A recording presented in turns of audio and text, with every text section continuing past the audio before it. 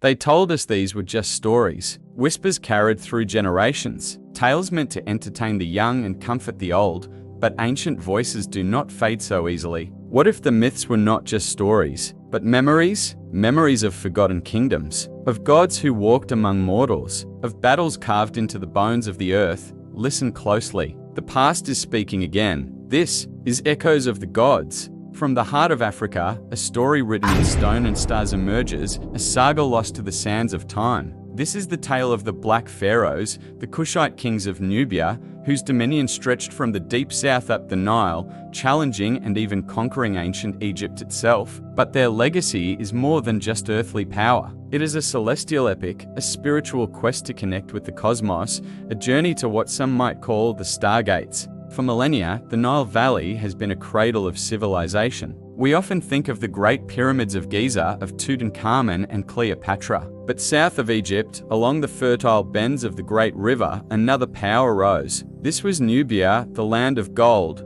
home to a proud and formidable people. The kings, the mighty rulers of the kingdom of Kush, would eventually rise to become the 25th dynasty of Egypt, the Black Pharaohs who unified the two lands. Their story begins in Kerma, one of Africa's earliest urban centers, a testament to a sophisticated culture that flourished long before the rise of their northern neighbors. Here, they built monumental temples, not of stone, but of mud brick, structures that soared towards the heavens. The ruins whisper of a deep connection to the natural world, a spirituality rooted in the African soil. The early Kushites revered their own pantheon of gods, and their burial rituals, marked by vast royal tumuli, suggest a profound belief in an afterlife journey, a passage not just into the underworld, but perhaps to the stars. As centuries passed, the influence of Egypt flowed south, and a powerful synthesis of cultures began. The Kushites adopted Egyptian gods like Amun-Ra, but they didn't just copy, they reinterpreted.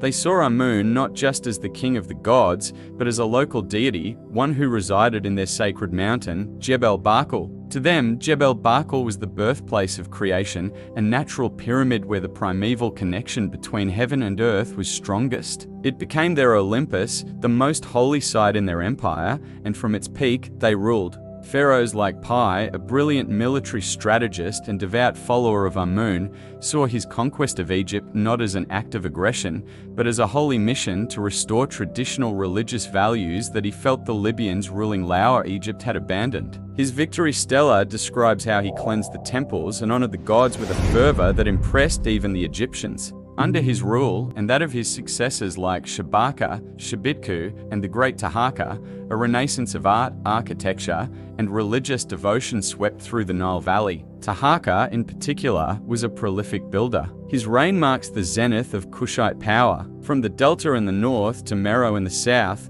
he erected and restored monuments on a grand scale. But it's not just the scale of their constructions that fascinates us. It's their alignment, their celestial purpose. Like the Egyptians, the Nubians were master astronomers. They tracked the movements of the sun, the moon, and the stars, embedding this cosmic knowledge into the very foundations of their temples. At sites like Meroe, the later capital of the Kushite kingdom, we find a city dotted with over 200 steep-sided pyramids. Smaller than their Giza counterparts, these were the tombs of Meroitic kings and queens. Their chapels are adorned with reliefs that blend Egyptian and African motifs, depicting rulers receiving divine authority not just from the gods of the Nile, but from the cosmos itself. The orientation of these pyramids and their associated temples suggests they were aligned to specific celestial events, solstices, equinoxes, and the heliacal rising of stars like Sirius, the star of Isis. This celestial architecture wasn't just symbolic, it was functional. Ancient priests, acting as intermediaries between the human and divine realms, used these sacred spaces as observatories and ritual theaters. Through deep chanting, complex ceremonies, and perhaps altered states of consciousness, they sought to open portals to communicate with the gods who they believed resided in the celestial realms. The temples were machines for transformation, designed to channel cosmic energies and facilitate a dialogue with the divine. Was this a search for what we might call stargates? Passageways to other dimensions? This concept of celestial gateways is not unique to Nubia. Across the continent, we find echoes of this cosmic belief system. In Mali, the Dogon people possess an intricate astronomical knowledge, particularly of the Sirius star system, that has baffled scholars for decades. Their myths speak of the Nomo, amphibious beings who descended from the heavens to bestow wisdom upon humanity. Further west, in the ancient city-state of Ifa in Nigeria, the Yoruba creation myth speaks of gods descending from the sky on a chain to create the world. These stories, passed down through generations of oral tradition, share a common thread: the idea that humanity's origins and its ultimate destiny are linked to the stars. But these myths from Mali and Ifa share a distant, ancestral root with the beliefs of the Nubian star priests. It's a tantalizing possibility.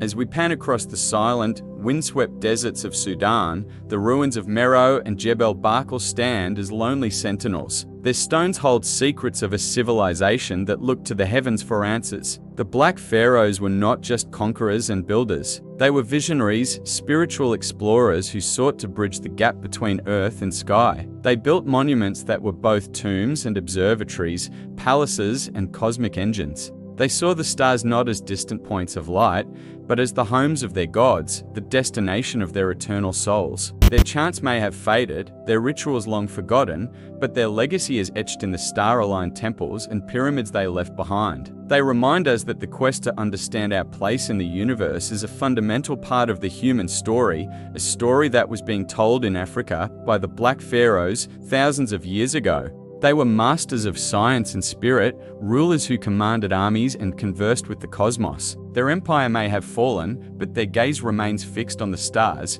inviting us to look up and wonder, to unlock the celestial mysteries they once sought to command. Thank you for joining us on this journey through the echoes of the gods. If you were captivated by the story of the Black Pharaohs, please like this video, subscribe to our channel for more hidden histories, and share your thoughts in the comments below. What secrets do you think are still waiting to be discovered in the sands of Nubia? Until next time, keep exploring.